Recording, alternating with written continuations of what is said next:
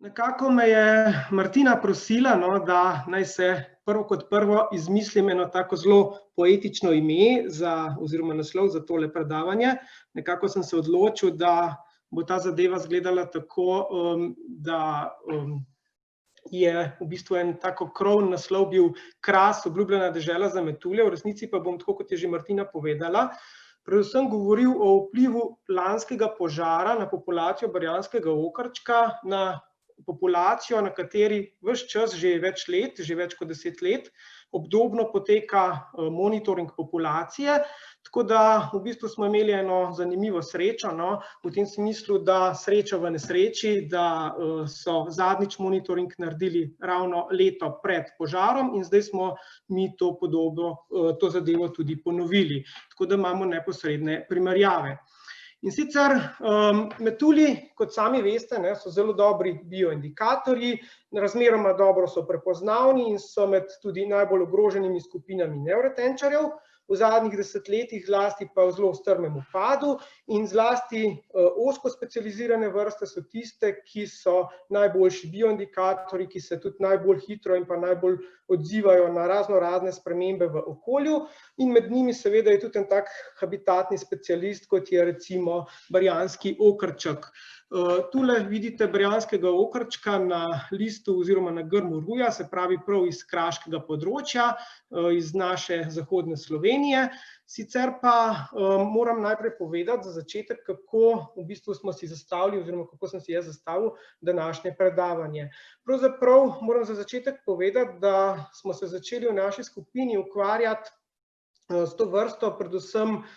potem, ko smo se povezali z raziskovalci iz ZRC SAZU-ja, z dr. Tatjano Čelik, in smo v zadnjih 8-9 let, mislim, da zdaj že kar nekaj stvari tudi naredili in smo se nekako ukvarjali z več zadevami, med drugim z demografijo te vrste, potem tudi smo pregledovali, kakšni so preleti med posameznimi habitatnimi krpami, pregledovali smo ponekod tudi prostorsko razširjenost tega metulja in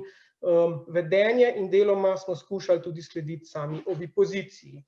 Med drugim pa so moji kolegi tudi opravljali skupaj z mano tudi analize vzorcev velikosti in pa oblike kril teh metuljev in pa opravili so tudi kar nekaj analiz genetske strukture te vrste metulja. In če začnem zdaj nekako od zadaj, z genetsko strukturo, mogoče najprej, ki bo naša osnova,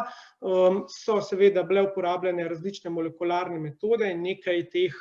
raziskav je že bilo objavljenih, medtem ko smo skušali pa z morfometričnimi analizami na podlagi zbirk vzorcev tega metulja iz cele Slovenije ugotavljati tudi, kakšen je vzorec, kakšna je velikost in kakšna je oblika kril, predvsem v povezavi s tem, da ta metulj v Sloveniji, zelo zanimivo, lahko živi ne samo na mokrotnih travnikih, kar bi mogoče njegovo ime nakazovalo, ampak na tem južnem robu areala se pojavlja deloma tudi na suhih traviščih v različnih fazah zaraščanja. Za samo vedenje in pa za ovipozicijo smo sicer v prejšnjih letih uporabljali tudi sledenje tem živalim, in sicer to smo počeli predvsem leta 2015, ne prav na Krasu, ampak v dolini Dragonje. No, tisto, kar bo pa fokus našega današnjega predavanja, bo pa predvsem razne prostorske analize iz Krasa iz letošnjega leta in pa za osnovo smo si izbrali kot metodologijo metodo lova in pa ponovnega ulova, kjer smo pravzaprav te prve 4 različne pojave tudi nekako skušali analizirati, se pravi demografskih dejavnikov, preletov, prostorske razširjenosti in pa vedenja. Kot verjetno veste, metoda lova in ponovnega ulova nekako je osnovana na tem, da metulje večkrat v sezoni na isto območje hodimo popisovati, tako da dejansko jih označujemo, spuščamo v naravo in potem iz razmerja že ulovljenih in že označenih živali lahko računamo oziroma ugotavljamo različne demografske podatke. Žival, ko je enkrat označena, recimo tako kot tale 101, pa ni avto, zgleda nekako takole na kraškem travniku, sicer pa smo te primerjave oziroma to analizo lova in pa ponovnega ulova iz Krasa leta 2020, se pravi neposredno po tem požaru, primerjali z prejšnjimi monitoringi, ki so redno obdobno bili izvajani, in sicer te redni monitoringi so bili v prejšnjih letih 3-krat izvedeni, in sicer v letih 2009, 2015 in pa neposredno v isti sezoni oziroma neposredno pred samim požarom, ki se je potem zgodil nekako konec avgusta lansko leto. In sicer za začetek bi vam rad na kratko predstavil barjanskega okarčka, ki je vrsta, ki spada med pisančke in je del okarčkov. To je v bistvu precej široko razširjena vrsta vse od Evrope do Azije, vendar je njegov areal močno fragmentiran, se pravi razdeljen, disjunkten, in zato v bistvu spada med najbolj ogrožene metulje v Evropi in se pojavlja na številnih listah ogroženih vrst, predvsem pa v zadnjih časih, v zadnjih desetletjih nekako beležimo velik upad številčnosti populacij, ne samo v Sloveniji, tudi marsikje drugod. Sicer je to vrsta, ki je predvsem termofilna vrsta, lahko bi rekli celo heliofilna, ima rada toploto in pa sonce, sicer pa je to hkrati tudi vrsta, ki je bolj ali manj počasen letalec in v bistvu zelo na kratke razdalje se lahko razširja in zato tudi zelo redko pravzaprav lahko kolonizira celo tiste habitate, ki so primerni in so bližnji, pa vseeno do tega zelo redko prihaja. Kar pomeni, da njegova sposobnost razširjanja je dokaj omejena, še posebej oziroma že takrat, ko je žival odrasla, še bolj seveda so nebogljeni drugi stadiji te žuželke. In sicer metulj sicer v odrasli fazi ima tudi dokaj kratko življenjsko dobo, sicer pa ta vrsta nekako se pojavlja v eni generaciji na leto, odvisno od klimatskih razmer nekje v juniju in začetku julija. Takrat v bistvu tudi se odrasle živali pojavljajo skupaj še z drugimi stadiji, se pravi zadnje bube se še takrat pojavljajo, prva jajčeca in pa tudi že prve gosenice. Sicer pa v tem času seveda samec in samica se najdeta in pride do oploditve in seveda samica odlaga jajčeca. Samec in samica se tudi razmeroma lepo ločita, tukaj recimo vidite v kopuli v bistvu parček, kjer pa imate na zgornji polovici oziroma zgoraj je samička s to značilno belo liso, pa nekoliko več pik oziroma teh lažnih očesc na spodnji strani kril, samec načeloma te lise nima oziroma pač gre za neko variabilnost, ampak načeloma recimo, da je nima. Gosenice po tem, ko se seveda izležejo iz jajčec, prezimijo ponavadi v šopasti razrasti šašov oziroma trav in tam se tudi živali naslednjo leto zabubijo in potem preobrazijo spet v odrasle živali. Tako nekako bom začel zgodbo z nekim ozadjem. Pravzaprav so pred par leti objavili članek naši kolegi o genetski strukturi populacij na evropski ravni. Seveda so zopet poudarili, da gre pri tej vrsti za fragmentiran areal in pa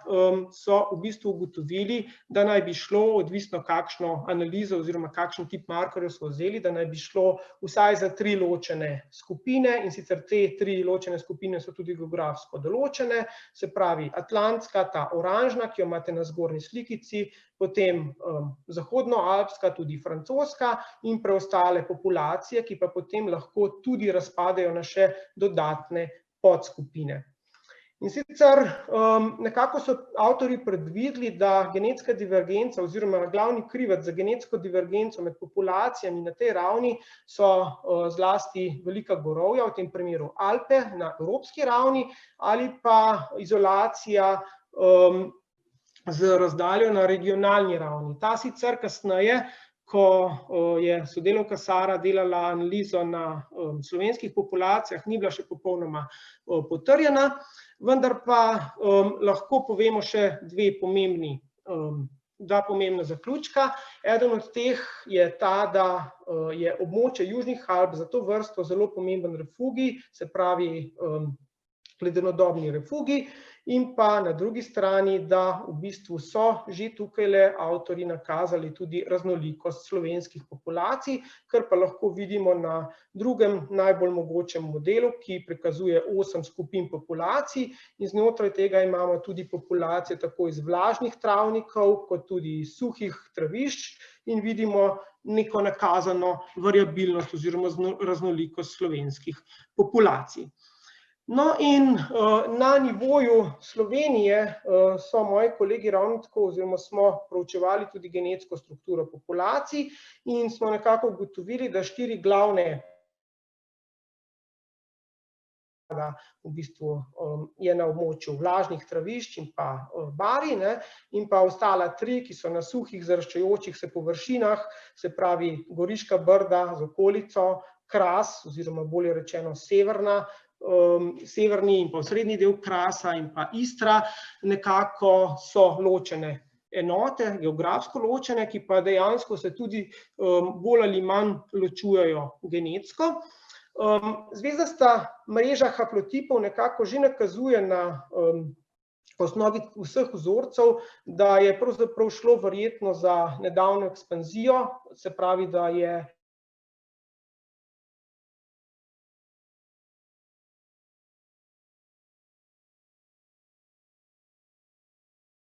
prav za Kras, o katerem bom v nadaljevanju govoril nekaj več. Namreč na Krasu je bilo ugotovljeno veliko število unikatnih haplotipov, se pravi veliko število oziroma visoka vrednost haplotipne diverzitete in pa razmeroma nizka nukleotidna diverziteta, kar pa v resnici pomeni, da je tudi v tem primeru šlo za ekspanzijo, verjetno na račun tega, da se Kras zarašča, da nastajajo zgodnje sukcesijske faze, ki pa so za tega metulja razmeroma zelo ugodna.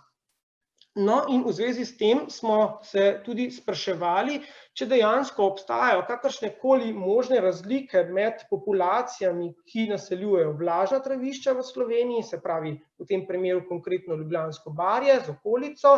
in pa tiste iz jugozahodne in pa zahodne Slovenije, se pravi Kras, Goriška brda in pa Istra, kjer se pa pojavljajo v bistvu na izjemoma suhih traviščih. Kot rečeno, večina populacij tudi širom celotnega areala nekako naseljuje nizko ležeča travnata mokrišča, kjer išče toplo in pa vlažno okolje, izjemoma pa predvsem na južni meji razširjenosti, in to je ravno tudi tukaj v Sloveniji, se pojavljajo te metulji na zaraščajočih suhih traviščih. Te se pojavljajo tukaj na južni meji, nekako na meji med Italijo in pa Slovenijo in pa na meji med Hrvaško in Slovenijo, se pravi v Istri. In že je bilo tudi ugotovljeno, da nekako je oziroma obstajajo določene razlike, ekološke razlike za tega metulja v različnih habitatih. V vlažnih habitatih je načeloma pogostost, številčnost hranilnih rastlin za tega metulja, jih je teh več, na drugi strani pa nekako je višja temperatura na suhih habitatih, se pravi jugozahodne Slovenije in pa zahodne Slovenije, vključno tudi s Krasom. In zato nas je v resnici zanimalo, če obstaja možnost razlikovanja teh dveh skupin populacij na tako imenovane ekotipe, se pravi na populacije, ki pravzaprav so specifično vezane na določene ekološke razmere, in smo skušali to ugotoviti tudi na osnovi morfologije, in smo ugotavljali najprej spolni dimorfizem in potem še ekotipske razlike. In sicer ugotavljali smo, da spolni dimorfizem je v resnici manj izražen v suhih habitatih in bolj izražen v vlažnih habitatih, s tem, da so načeloma samice vedno večje kot samci, kar je razmeroma logično, saj samice odlagajo jajca in zato seveda morajo biti primerno temu večje.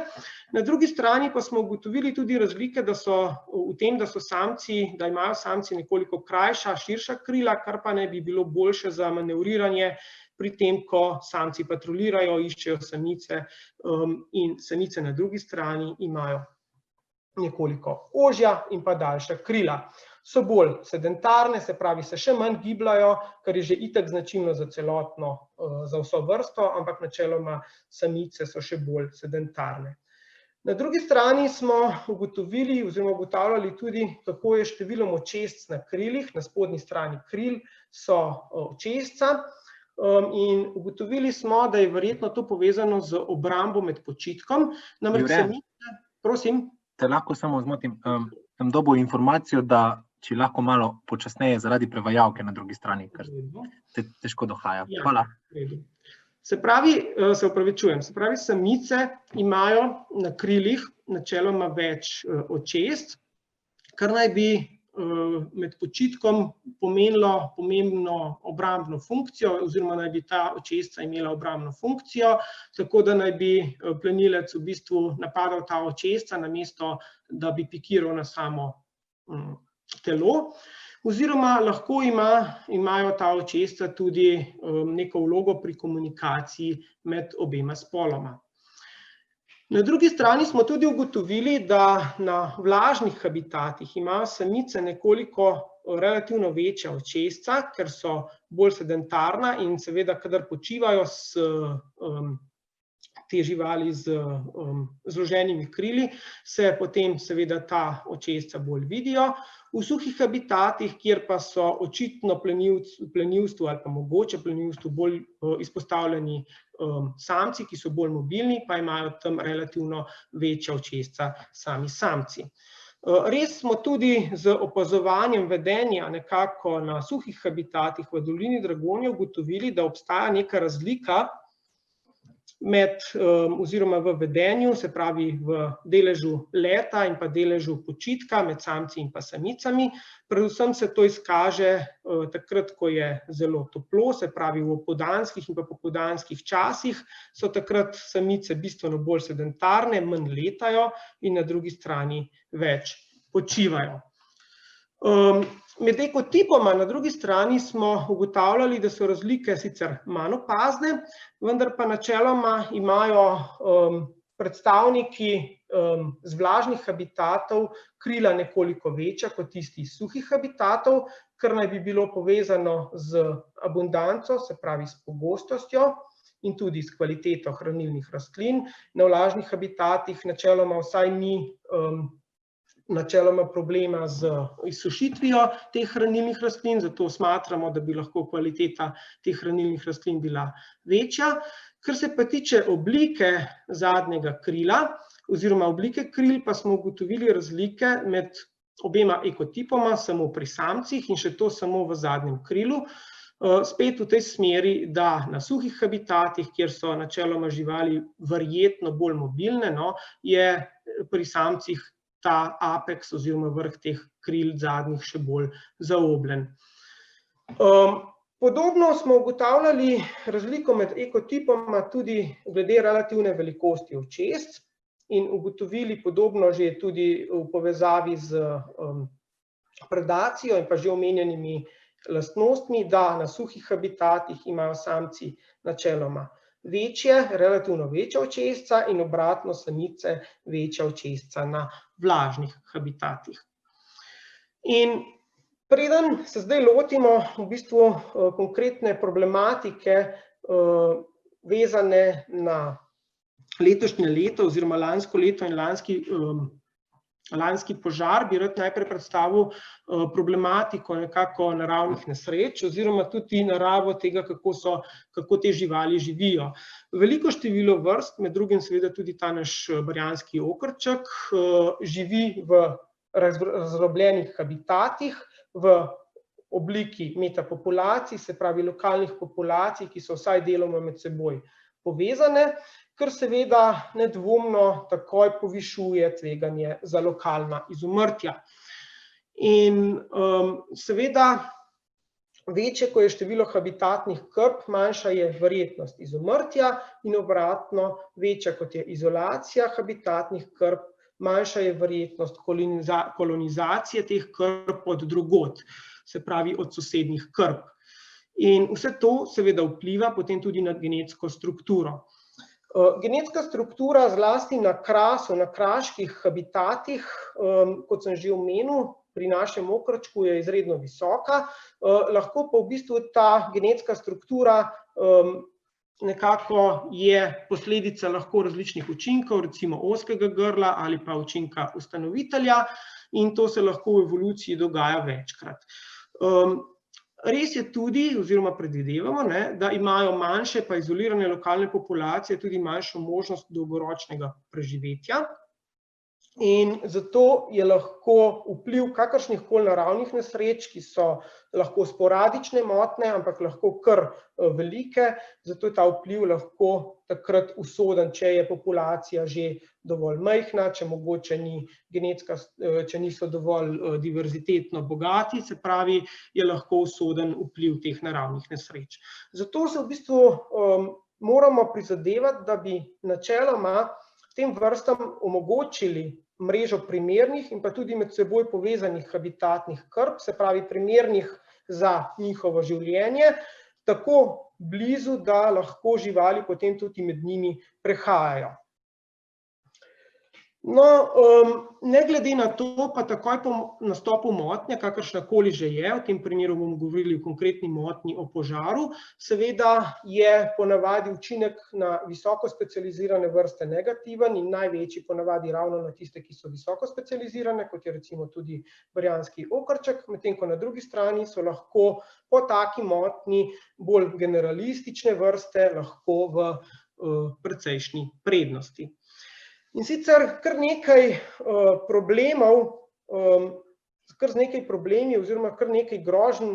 preti tudi Krasu, o katerem bom zdaj govoril, in seveda tudi habitatom barjanskega okrčka tam, kar pa pomeni, da je lahko problem zaraščanje odprtih habitatov. Povedal sem že, da sicer tudi do odprtih polpresvetljenih gozdov ta žival zdrži oziroma lahko še take habitate naseljuje, vendar popolne zaraščenosti nekako ne prenese. Poleg tega pa lahko tudi na Krasu zasledimo intenziven človekov vpliv, kot recimo preko neposrednega uničevanja, degradacije habitatov ali pa recimo preko vnosa tujerodnih, lahko tudi potencialno invazivnih vrst. In še en problem se lahko pojavlja, zlasti na Krasu, kar izrazit, to so različni izraziti naravni pojavi, kot so recimo suše, dolgotrajne suše, zlasti sredi oziroma v dolgem poletju, in pa posledično seveda tudi požari. In če pogledamo samo požarno ogroženost gozdov na tem območju, kjer smo tudi spremljali letos populacijo tega okrčka, na širšem območju lahko vidimo, da je večina požarne ogroženosti označeno z najvišjo prvo stopnjo, se pravi s to rdečo barvo, vse ostalo pa z drugo stopnjo. Se pravi, lahko rečemo, da je požarna ogroženost na teh območjih, ki potem te gozdovi tudi obkrožajo posamezne habitatne krpe barjanskega okrčka, izredno visoka. In konec avgusta, lanskega avgusta, nas je v bistvu v medijih presenetila zelo neprijetna vest, takole nekako je zaokrožila po internetu, kjer so v bistvu poročali, da je 21. avgusta se začel oziroma zanetil požar. Ta požar je dejansko trajal kar 5 dni in je zajel velik del točno območja, kjer se izvaja monitoring te vrste, in to je bilo ravno v času gosenic, ki so še manj kot odrasle živali pač mobilne oziroma skorajda popolnoma so nemobilne. In če pogledamo, kaj se je v resnici takrat dogajalo oziroma kaj je vodilo do tega požara, v resnici, zdaj sem malo gledal, kakšni so podatki, zakaj naj bi do tega prišlo. V poročilu niso še poročali o vzroku samega požara, ampak lahko pa povem, da se je pojavil na pobočju Cerje, v bližini oziroma okrog tega razglednega stolpa, mogoče Primorcem, severnim Primorcem bolj znanega, od koder lahko prav lepo vidite tudi Tržaški zaliv na eno stran. Sicer pa je na tej vzpetini nekako se ta požar zanetil. Tako kot Kras je v bistvu tudi ta del Krasa, se pravi severno-zahodni del Krasa, precej uravnana planota na zmerni višini. Sicer pa je značilno za to območje, da je tam precej vrtač, odornic in pa tudi precej suhih dolin, kar pomeni, da že naravno vode tukaj primanjkuje. In glavne značilnosti tega področja, širšega področja, seveda so predvsem sušnost, po drugi strani vetrovnost in pa že omenjeno tudi zaraščanje. In seveda zaradi tega vsega je nekako tudi verjetno prišlo do požara in 21. avgusta 2019 so v najbližji meteorološki postaji pri Ubiljah, ki je sicer v dolini, malo nižje, izmerili kar visoko hitrost vetra, tam med 23 in pa 30 km na uro, v sunkih tudi čez 50 km na uro. Nekako smatrajo, da na pobočju so bile vrednosti še nekoliko večje, se pravi na samem območju monitoringa so bile vrednosti še nekoliko večje in pa smer burje se je sicer sprva na začetku nekoliko spreminjala, potem pa se je ustalila nekako od 10. ure dopoldan naprej in potem je pihala v smeri proti bolj ali manj proti zahodu, malo proti jugozahodu, in v tem času, ta dan, je seveda tudi relativna vlaga od jutra, od 6. zjutraj, ko je bila 90-procentna, močno upadla na 46%. Kasneje se je sicer malo dvignila, ampak že naslednji dan je bila še nekoliko nižja, kar pa pravzaprav pomeni idealne razmere, bolj kot ne, skupaj s tole povprečno temperaturo dneva, več kot 31 stopinj, za razvoj samega požara. In seveda ta požar se je potem iz izvora nekako širil proti zahodu, proti italijanski meji, tako da je veliko število gasilcev tudi moralo intervenirati, in šele po 5 dneh so dejansko ta požar tudi ukrotili. Če pogledamo samo površino, kje je ta požar v bistvu divjal in kakšno veliko površino je zaobjel, nekako poročilo pravi o okrog 85 hektarjih pogorjene površine, okrog 37 hektarov gozda in grmičevja in pa 48 hektarov drugih površin. S tem, da so nekako opredelili ta požar pretežno kot talni in pa vršni požar, le malo je bilo, mali delež je šel na podtalni požar, se je pa, kot rečeno, požar začel vzhodno od tega razglednega stolpa in potem nekako v smeri proti zahodu potoval proti italijanski meji. In sicer tole je zemljevid, ki pravzaprav sva ga s kolegico pripravila po ogledu terena po 3 tednih po samem požaru, se pravi nekje sredi konec septembra sva bila tam, da sva dejansko bolj natančno pogledala, kakšen je bil res obseg požara. In požar je potem, ko se je čez dan širil, zelo kmalu tudi preskočil samo cesto in se potem še nadaljeval. In tako je v bistvu prišel tudi do območja za monitoring, ki pa je sicer se območje v različnih letih nekoliko razlikovalo, ampak v letu 2009 je bilo območje precej obsežno, zelo veliko, in vidite, da je velik del tudi tega območja dejansko bilo prizadeto strani požara. V letu 2015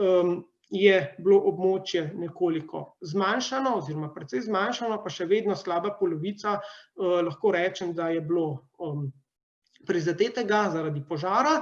In leta 2019, lani, so kolegi opravljali monitoring in ugotovili, da tudi izven tega modrega področja se pojavljajo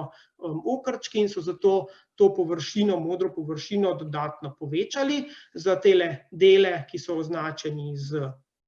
oranžno-rumeno barvo in tako v bistvu naredili malo večje območje. No, to je bilo v bistvu iz naše strani kar dobro, ker vidite, da je kar velik del tudi dodan tisti del, ki ni pogorel. In smo potem to populacijo spremljali tudi v letu 2020, se pravi enako območje, to modro plus oranžno, smo primerjali v letu 2020 oziroma spremljali v letu 2020 še enkrat ponovno neposredno po samem požaru. In tole so podatki iz poročila monitoringa iz leta 2019 in za naše delovne namene smo tele krpe oblikovali tako, da smo lažje delali. In sicer vse, kar je označeno, krpe, ki so označeno z rdečo, so bile nekako pod vplivom požara. Tele, ki so označene z zeleno, so oziroma predstavljajo najbolj optimalen del habitata, medtem ko tiste na zahodu, se pravi takoj ob cesti, označene z modro, pa imajo drug problem, to pa je ta, da sicer niso bile, da se tam ni zgodil požar, je bil pa problem v tem, da tam, oziroma tam se že nekaj časa beleži, da se tam pojavljajo tujerodne vrste. In sicer, če pogledamo, kako v resnici je izgledalo požarišče samo nekaj tednov potem, ko je požar bil pogašen, lahko vidite, da je dejansko bila pokrajina praktično gola. Iz več slik se to kar lepo vidi. No, kar nam je dalo upanje, je pa to, da nekaj zelenja sva s kolegico Saro vseeno našla, takole nekako. In zadeva ni bila zelo optimistična, da rečem.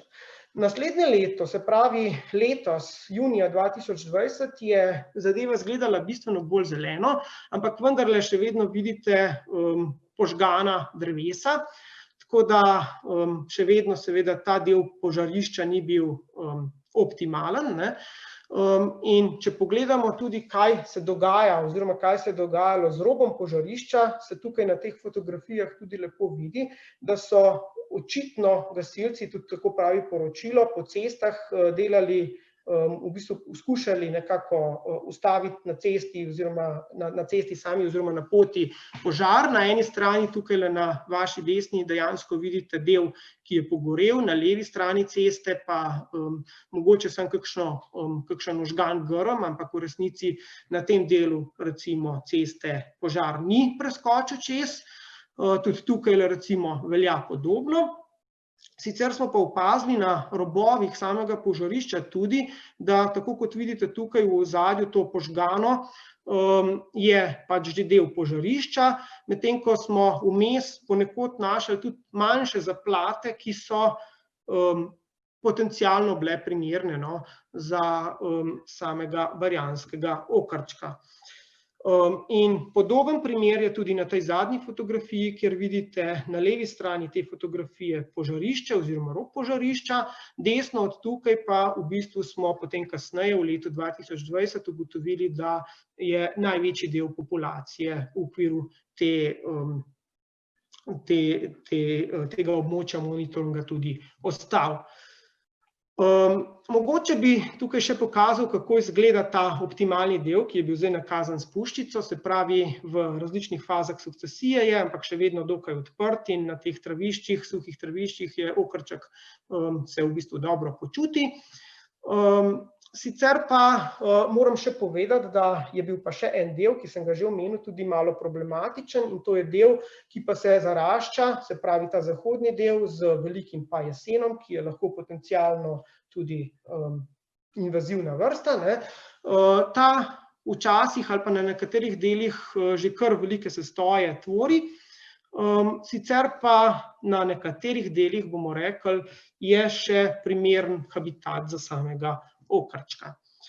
In sicer, če pogledamo, kakšna je bila prostorska razporeditev te vrste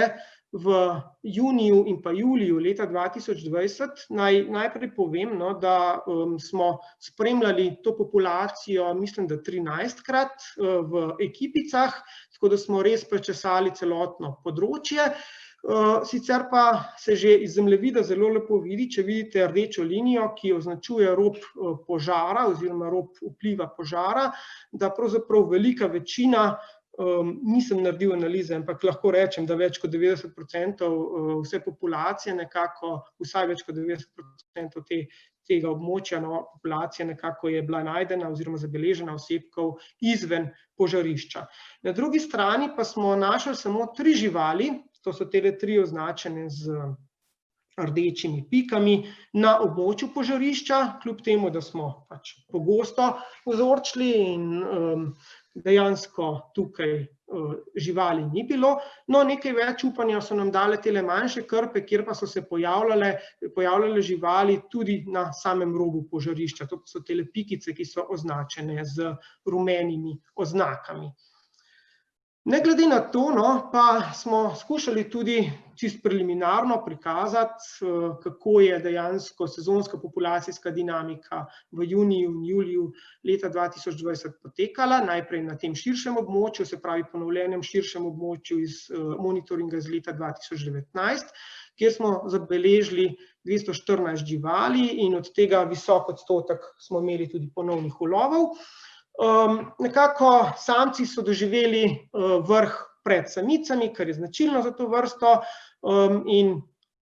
recimo, da je bil višek dnevne velikosti populacij za samce nekaj čez 100 18. junija in pa 2.7. tak višek tudi za samice z okrog 170 živalmi. Na manjši krpi oziroma na tej ožjem območju monitoringa, ki je bil pa relativno pač še bolj pod vplivom tega požara, pa smo dejansko zabeležili samo 106 živali, še vedno visok odstotek ponovnih ulovov z dnevnimi maksimumi 40 samcev in pa 56 samic, spet samci nekaj dni pred samimi samicami. Če pogledamo samo, kakšni so podatki za pretekla leta v primerjavi z letošnjim letom, kar se tiče označenih osebkov, lahko rečemo, da se že tukaj vidi velika razlika, čeprav tukaj ne bom neposredno primerjal leta 2009, ker je leto 2009 po poročilu bila dokaj neugodna sezona, mislim, da 9 ali 10 dni je bilo zelo slabega vremena, tam med 20. in 29. junijem, pa neprimerno večje območje je bilo, ampak so na tem območju popisali kar 341 živali. Če pa primerjamo podatke o označenih osebkih od leta 2015 naprej, in sicer najprej na območju M, na tem modrem območju, lahko vidimo, da se je število označenih osebkov pač iz leta v leto nekoliko zmanjšalo, se pravi najprej iz leta 2015 do 2019 za 22 oziroma 42 odstotkov pri samcih in pa pri samicah, in pa v letu 2020 še naknadno potem iz leta 2019, se pravi neposredno za požarom, še za 71 odstotkov pri samcih in pa za 17 odstotkov pri samicah. Skupen upad iz leta 2015 do leta 2020 je bil tako v bistvu pri označenih osebkih kar 74 odstotkov za samce in pa 52 za samice. Moram pa povedati, da, kar sem že prej nakazal, da v resnici verjetno nismo imeli v primerjavi z preteklimi monitoringi enakega lovnega napora. Ta naš napor je bil verjetno precej večji, ker smo delali v skupini, kar pomeni, da je ta razlika verjetno še žal toliko večja. Če pogledamo vseeno večje območje, se pravi območje z to povečano površino, ki je bilo pregledano tudi lani, neposredno pred požarom, vidimo, da tudi tukaj je upad, čeprav nekoliko manjši, za samce zelo podoben, okrog 70 odstotkov, samice pa ostanejo tam nekje, lahko tudi zaradi že omenjenega večjega lovnega napora. Preliminarno smo tudi ocenili velikosti populacije v letu 2020 in to primerjali z predhodnimi leti. In lahko povem, da v resnici v letu 2020 je populacija neposredno po požaru na tem območju, ožjem območju monitoringa upadla kar za 3/4, se pravi za 75 odstotkov, to so zdaj grobe ocene. Se pravi, vsega skupaj je bila ocena 147 živali, okrog 54 samcev in pa 93 samic. Sicer je bilo nekoliko boljše, nekoliko večja ocena za širše območje, se pravi za območje R, ki je tukaj označeno na vaših zemljevidih, kjer je bila pa ocena narejena na okrog 260 živali. In neposredno v bližini te krpe, te velike krpe na Cerju, smo pa v istem letu ugotavljali podobno z isto metodo tudi populacijsko dinamiko te iste vrste na 13 krpah, nekoliko južneje, kilometer mogoče južneje od samega Cerja, kjer pa smo označili 207 živali in imeli dokaj visok ponoven ulov, čeprav ne toliko kot na krpah zgoraj. In nekako smo ocenili velikost populacije zelo, zelo približno zaenkrat na 700 samcev in pa 350 samic, z maksimumi dnevnimi za samce 174, 28. junija in pa 30. junija za samice z okrog 150.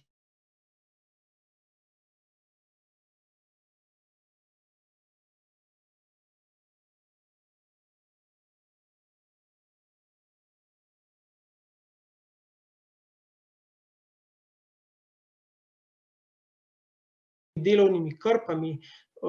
bili zabeleženi, smo pa na drugi strani to podobno ugotovili tudi med temi bolj izoliranimi krpami nekoliko južneje od samega Cerja, in sicer te habitatne krpe so bile s preleti povezane, zabeležili smo 9 preletov samic med samimi temi krpami in celo en prelet samice iz krpe iz Cerja oziroma iz krp iz Cerja, in pa med njimi, med temi samimi krpami, tudi 19 preletov samcev. Tako se lahko vprašamo, kako oziroma če bo prišlo do rekolonizacije tega požganega območja. Vprašanje mogoče je seveda ta, koliko časa bojo populacije potrebovale oziroma bo to območje potrebovalo, da ga bo vrsta ponovno kolonizirala, se pravi, ne vemo točno povedati, kdaj se bo to zgodilo, niti pa ne vemo, od kje se bo to zgodilo, ali bo to bolj verjetno, se pravi, iz teh nepožganih območij nekje bližje, iz širšega območja Cerja, ali pa mogoče celo deloma ima populacija zaledje v teh dodatnih krpah. Ne glede na to, kakšna je resnica in kako se bo to dogajalo, seveda je pa verjetno nujno, da se populacije zlasti zdaj v prihodnjih letih spremljajo, zato da vidimo, če dejansko prihaja do ponovne kolonizacije tega območja. Da ne bom v resnici tako žalostno končal, bi rad končal najprej z zahvalo številnim kolegom, prijateljem, študentom, ki so pomagali v bistvu na terenih pri vseh teh naših naporih.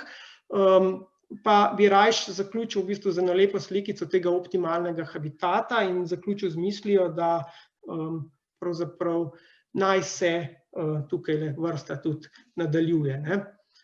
Tako nekako. S tem bi se v bistvu zaključil zadevo in zahvalil.